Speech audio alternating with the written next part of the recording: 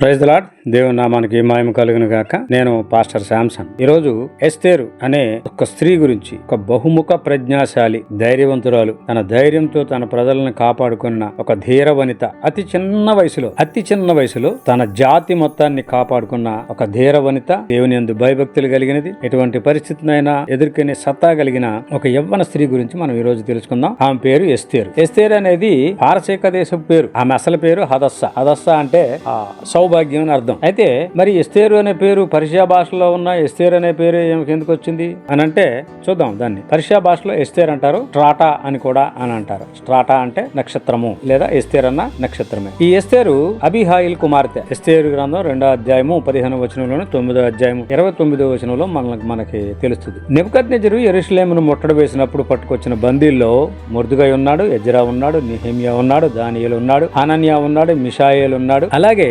అబీహాయిల్ కూడా ఉన్నాడు. ఈ అబీహాయిల్ కూతురే ఈ ఎస్తేరు, లేదా మన హదస్సా అని పిలుద్దాం. ఎస్తేర్ అయ్యే వరకు కూడా హదస్సా అని పిలుద్దాం. ఈ హదస్సా అయితే హదస్సా షూషన్ కోటలోనే పుట్టింది, షూషన్ కోటలోనే పెరిగింది. ఇంచుమించుగా ఈమె అహస్వేరోషు వయసే ఉంటది. కారణం ఏంటంటే ఈ అబీహాయిలు చనిపోయిన తర్వాత మొర్దెకై ఈమెను పెంచుకున్నాడు. ఎస్తేర్ అని పేరు పెట్టి పెంచుకున్నాడు. ఎందుకంటే మరి పారసీక దేశంలో ఉన్నారు కాబట్టి వారు ఆ పేరు పెట్టుకోవాలి. కారణాలు ఏంటంటే ఎస్తేరు ఈమె షూషన్ కోటలోనే పుట్టిందంటానికి కారణం ఏంటంటే ఈమెకి పారసీకుల పేరు ఉండడం ఎస్తేర్ అని. రెండోది ఏంటంటే మొర్దెకై ఏం చెప్తాడంటే ఈమెకి నీ జాతిని గాని నీ వంశమును గాని కనపరచకూడదు. ఎస్తేరు 2వ అధ్యాయం 10వ వచనంలో చెప్తాడు, నువ్వు నీ జాతిని గాని నీ వంశాన్ని గాని నువ్వు కనపరచకూడదు, ఖచ్చితంగా దీన్ని నువ్వు పాటించాలి అని చెప్తాడు. కాబట్టి ఈమె చరిత్ర పరంగా సంవత్సరాల పరంగా కూడా మనం లెక్కేసుకుంటే ఈమె శోషణ కోటలోనే జన్మించింది. ఎస్తేరుని కోటలోకి తీసుకెళ్లే సమయానికి ఈమె వయసు 15 సంవత్సరాలు. ఒక సంవత్సరం సిద్ధపాటు చేశారు ఆమెకి, అంటే రెడీ చేశారు. రాజు ముందుకు తీసుకుని వెళ్ళడానికి, రాజు ముందు ఏ విధంగా ప్రవర్తించాలి, ఏ విధమైన అలంకరణ చేసుకోవాలి, ఏ విధమైన వస్త్రాలు కట్టుకోవాలి,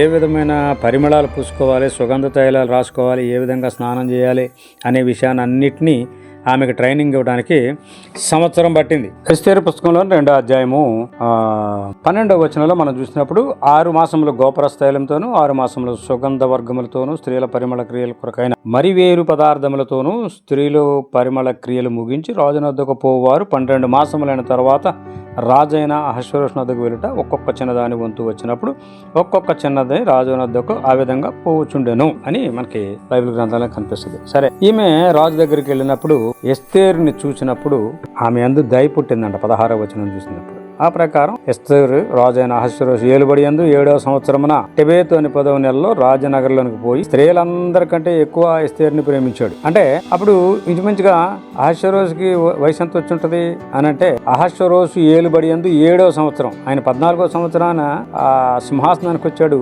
3వ సంవత్సరంలో విందు చేశాడు. ఇప్పుడు ఆయన ఏలుబడిలో 7వ సంవత్సరం, అంటే 14 + 7 21వ సంవత్సరం ఆయనకు వచ్చింది. అంత చిన్న వయసులో వాళ్ళు పెళ్లి చేసుకున్నప్పుడు ఈమెను చూసి రాజుకు దయ పుట్టి ఆమెను రాణిగా స్వీకరించి, ఆ తర్వాత మనం ఆ గ్రంథం అంతా చదివినప్పుడు కూడా ఎస్తేరు యొక్క ధైర్య సాహసాలు మనం చూస్తాం. ముఖ్యంగా మనం గమనించాల్సింది ఎక్కడనంటే, హామాను యొక్క కుట్ర జరిగినప్పుడు, హామాను కుట్ర చేసినప్పుడు మొర్దెకై కబురు చేస్తాడు, జాగ్రత్త, నువ్వు రాజకోటలో ఉన్నాననుకుంటున్నావేమో, నేను బతికిపోయాను అనుకుంటున్నావేమో, నీ వంశం మీద తెలిసినప్పుడు నిన్ను కూడా చంపుతారు, ఎటువంటి దయా చూపరు అని చెప్పినప్పుడు ఎస్తేరు ఏం చేస్తుందంటే, నేను 3 రోజులు ఉపవాసం ఉంటున్నాను, 4వ అధ్యాయంలో నేను 3 రోజులు ఉపవాసం ఉంటున్నాను, మీరు కూడా 3 రోజులు నా కోసం ఉపవాసం ఉండండి, ఏమైతే అవుతుంది నేను రాజు సన్నిధికి వెళ్తాను అని చెప్పి మొర్దెకై కబురు చేసింది. ఎందుకంటే రాజు యొక్క అనుమతి లేకుండా ఎవరు కూడా, కనీసం రాణి అయినా సరే భార్య అయినా సరే అనుమతి ఉంటేనే గాని అంతర్గత గృహంలో ప్రవేశించడానికి కుదరదు.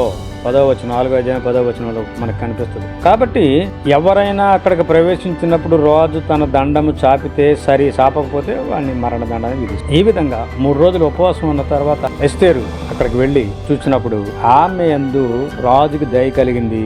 తన దండం ఎస్తేరు వైపు చాపి, రాణి అయిన ఎస్తేరు, నీకేమి కావాలి, రాజ్యంలో సగం మట్టుకు కావాలంటే చాలా యుక్తిగా, చాలా తెలివిగా ఆ చిన్న పిల్ల నడుచుకుని రాజుని విందుకి ఆహ్వానించింది. ఆ తర్వాత జరిగిన సంఘటనలన్నీ మనకి తెలుసు. ఆ సంఘటనలన్నింటినీ కూడా మనం క్రోడీకరించినప్పుడు ఏ విధంగా తన ధైర్య సాహసాలతో తన జాతి మొత్తాన్ని కాపాడుకుందో, తన జాతిని నిలబెట్టుకుందో, అలాగే దేవుని పనిలో తన భర్తని, తన కుమారుని, తన మనవణ్ణి కూడా ఏ విధంగా నడిపిందో మనం గమనించవచ్చు. ఆమె కుమారుడు కోరేష్, క్రీస్తు పూర్వం 466వ సంవత్సరంలో ఆమెకు పుట్టాడు. మనం ముందే చెప్పుకున్నాం కదా, క్రీస్తు పూర్వం 467 సంవత్సరంలో అహస్వేరోషు ఎస్తేరుల పెళ్లి జరిగింది. ఆమె పారసీక దేశానికి వస్తీ అయింది. వస్తీ అంటే క్వీన్ ఆఫ్ పెర్షియా అని అర్థం. 466 సంవత్సరంలో కోరేష్ పుట్టాడు. ఈ కోరేష్ని దేవుడు ఏమని సంబోధించాడంటే, కోరేషు నా మంద కాపరి అని పిలిచాడు. అటువంటి దేవుని చేత ఎన్నుకొనబడిన ఒక బాలిక, ఒక యవ్వనం ఏ విధంగా తన జాతిని కాపాడుకుంది, ఏ విధంగా యెరూషలేము మందిరము కట్టడానికి, యెరూషలేమును తిరిగి కట్టడానికి ఆమె అంతర్గతంగా కారణమైందో మనకి పుస్తకం చూస్తే మనకు అర్థం. కాబట్టి ఎస్తేరు చరిత్ర చాలా గొప్పది. ఆమె ధైర్య సాహసాలు కూడా చాలా గొప్పవి. దేవుడు ఆమె యొక్క దీనస్థితిని చూసి, దేవుడు ఆమె యొక్క ఉన్నతమైన హృదయాన్ని చూసి, ప్రతి సమస్యను కూడా తట్టుకోగలిగిన పరిస్థితిని చూసి దేవుడు ఆమెను హెచ్చించి మాదయ పారసీక దేశానికి వస్తిగా, క్వీన్గా చేశాడు. అది ఎస్తేరు యొక్క చరిత్ర. మరిన్ని వీడియోలతో మళ్ళీ కలుద్దాం. అంతవరకు దేవుడు మిమ్మల్ని దీవించి ఆశీర్వదించును గాక. దీనిలో మీకు ఏమైనా అనుమానాలు కానీ ప్రశ్నలు కానీ ఉంటే కామెంట్లో